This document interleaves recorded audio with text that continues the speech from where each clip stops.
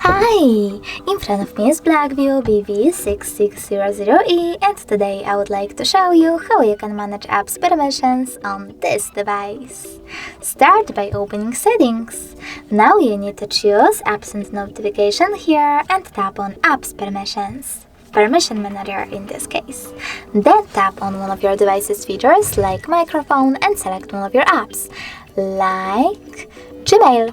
Now select one of those options for this app. Allow only when using the app, ask every time, or deny.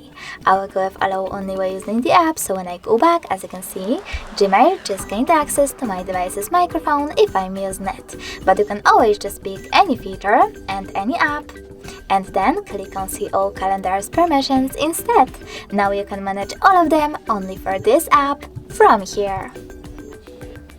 Thanks so much for watching. If you enjoyed this video, leave a like, comment, and definitely subscribe. Bye!